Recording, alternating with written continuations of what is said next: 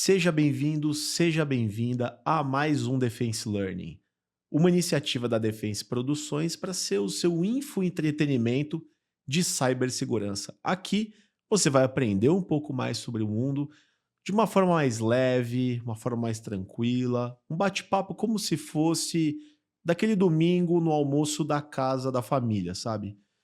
E hoje eu tô falando de uma forma muito serena porque eu quero te fazer uma pergunta.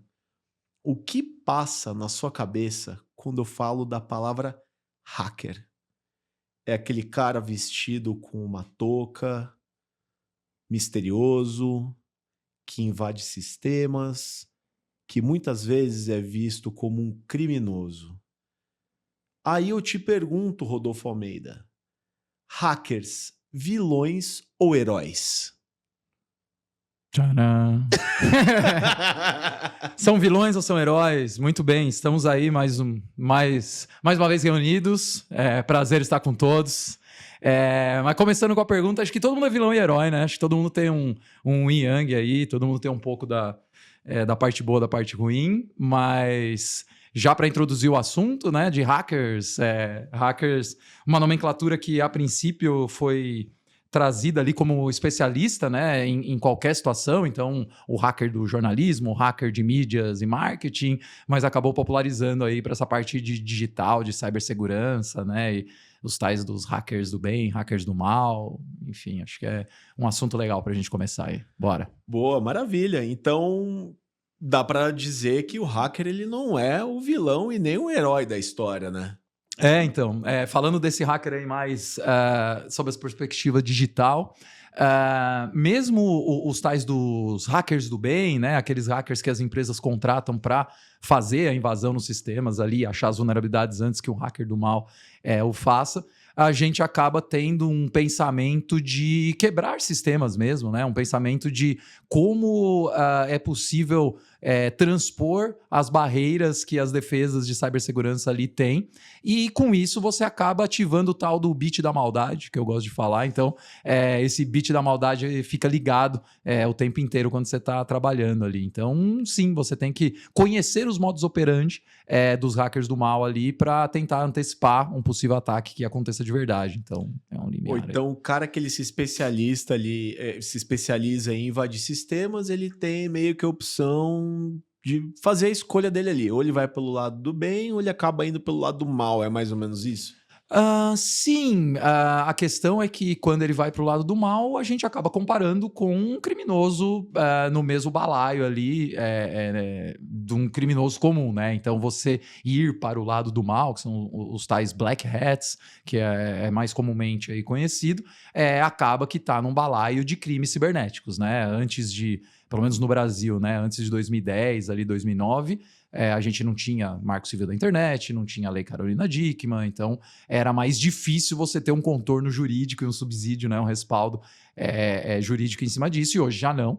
Então, sim, as pessoas acabam escolhendo, acho que como sempre na vida, ir por um caminho moral e ético ou outro, e aí dependendo de qual você escolhe, você vai trabalhar numa empresa ali certinho, né, ou em uma consultoria ou algo que te dê um retorno financeiro legal do ponto de vista jurídico, ou não, ou você vai acabar para o mundo da fraude, né, correndo os riscos que esse mundo traz, né.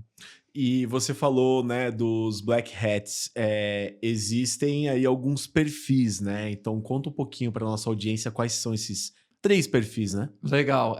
A gente divide em três como uma cadeia de cores ali mesmo, então do black hat ao white hat, então deixando mais claro a visibilidade em cima do sistema, ou em cima do alvo, em cima do que você está atacando, digamos assim. Então o black hat, via de regra, é um cara totalmente voltado para estruturas que prejudicam, né, ali o alvo, então uma espionagem industrial, ou seja, ele vai roubar informações de uma empresa para vender para outra, o tal do hacktivismo, ou seja, eu vou derrubar um site porque é de uma organização que eu não concordo com os pensamentos, até as fraudes mesmo, né? Então, falando daquele cara que te liga, pede sua senha do WhatsApp, você dá e ele começa a pedir de dinheiro, não tem nada de ataque, de exploração de grandes sistemas, mas acaba que no dito popular é chamado de um hacker do mal, né? Que acaba trazendo algumas fraudes, né? Depois a gente tem o tal do Grey Hat ali, que seria um hacker que trabalha ali um pouco dos dois lados, digamos assim. Então, o cara faz serviços ali para as empresas, pesquisa vulnerabilidades e reporta essas vulnerabilidades para a empresa, mas também, geralmente, consultores ali, né, pessoas que fazem trabalhos freela, jogados, acabam entrando também para alguns trabalhos não tão lícitos, digamos assim. E o White Hat vai ser aquele cara totalmente voltado para trabalhos profissionais, remunerados, legais, sob o ponto de vista jurídico. Então, acho que a grande divisão é essa. Mas no fundo tá tudo misturado, né? Então, ou a pessoa escolhe um caminho ali para trabalhar ou o outro. Então, dentro desse espectro, a gente classifica aí os hackers. Então, dá pra gente dizer que nem todo invasor é um criminoso, né? E as empresas, elas até incentivam os hackers a invadirem seus próprios sistemas. Quando você ouve isso, fala, "Pô, peraí, isso aqui não faz o menor sentido. Por que que eu vou querer que os hackers invadam o meu sistema?" Mas tem muito disso, né? Explica Sim. um pouquinho desse mundo que é bem, bem interessante. Sim, tem dois vieses, né? O primeiro é realmente a empresa que tem uma maturidade de segurança e as melhores práticas de mercado, os maiores frameworks de mercado perceberam que é importante você testar os seus sistemas contra ataques reais. Então, sim, empresas que estão preocupadas com segurança contratam esse tipo de serviço ou internalizam, né? Contratam pessoas para executar esses tipos de serviço. Então, sim, é uma preocupação latente de que tipos de vulnerabilidades o meu sistema pode estar exposto. E o outro é a empresa abre para o mundo o seu sistema para testar e promove recompensas monetárias em cima desses testes. Ou seja, uma IBM, uma Microsoft, empresas de grande porte, via de regra, tem os tais dos bug bounties, programas onde os hackers do bem conseguem testar e invadir esses sistemas e, comprovada a vulnerabilidade, você recebe um prêmio em dinheiro. Então, é uma maneira de fazer um trabalho ali remunerado, digamos assim, sob a perspectiva legal, e para a empresa é muito importante. Se uma pessoa reporta essa vulnerabilidade, você tem a chance de corrigir antes que alguém explore na obscuridade, né? Antes que alguém tenha um ganho ilícito por uma brecha que tinha ali e você não conhecia, né? Então é extremamente importante você abrir esses testes aí para o mercado.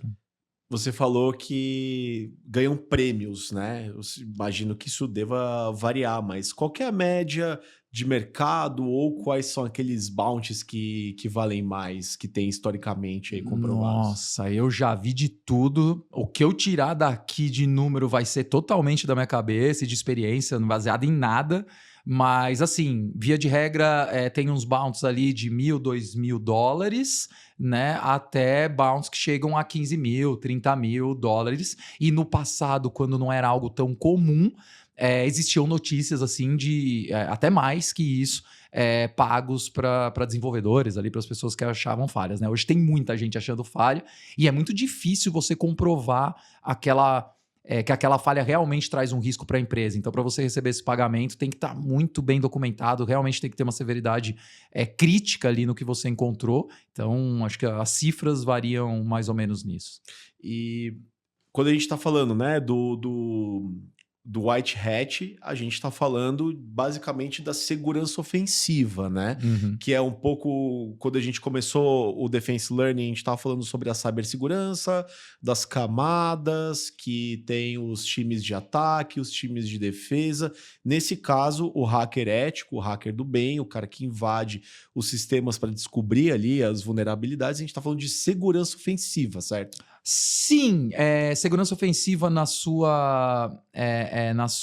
seu detalhe, digamos assim, mas falando de defensiva também, que seria um SOC, por exemplo, um centro de operações de segurança que detecta e responde, né, mitiga incidentes, as pessoas que ali estão também são hackers do bem ou white hats, seja lá como for, né? Muitas áreas, muitos papéis ali profissionais contratados para essas áreas, exigem-se certificações de ethical hacker, por exemplo. Então, você entender como a pessoa ataca, como o hacker ataca, é imprescindível para você trabalhar suas defesas. Então, não necessariamente só segurança ofensiva. Quando você entra para Threat Intel, que é a parte de inteligência de ameaças, quando você entra para um SOC, quando até você entra para projetos de implantação de ferramentas de segurança, você tem que se preocupar que essa implantação tem que estar segura. Então você trabalha um pouco na camada de defesa, mas com um pensamento de segurança ofensiva. Então a segurança ofensiva está meio que em tudo. Mas, objetivamente, esse hacker, esse cara que ataca, esse red teaming, que é o nome bonito aí que se dá hoje em dia, é mais voltado para a segurança ofensiva. Então esse é o direcionamento aí.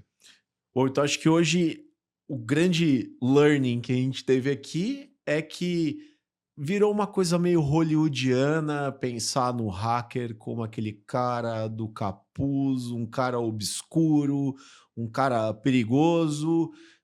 Não é bem assim. Eu acho que a partir de agora as pessoas vão entender que o hacker, ele nem é o criminoso, ele nem é o herói, ele é só um cara especialista em algo, né?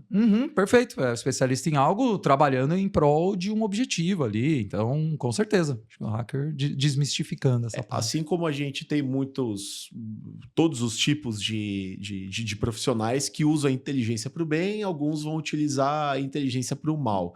Então, a próxima vez que você ouvir a palavra hacker, lembra, pode ser tanto algo do bem, tanto algo do mal.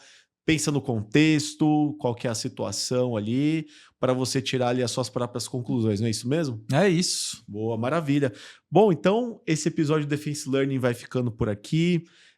Curta se você gostou desse episódio, comente se você tem algo a dizer e compartilhe com aquela pessoa que você acha que precisa saber um pouquinho mais sobre esse assunto. O Defense Learning é uma iniciativa da Defense Produções para que a gente tenha um pouquinho mais, a gente possa espalhar um pouquinho mais do conhecimento da cibersegurança para as pessoas. E como o básico precisa ser sempre muito bem dito, hoje você soube que o que significa ali a da palavra hacker. Rodolfo, brigadão mais uma vez, meu amigo. Bora, é isso. Obrigado a você. Tamo junto. Para a próxima. Valeu, é isso aí. Valeu, um abraço, até a próxima.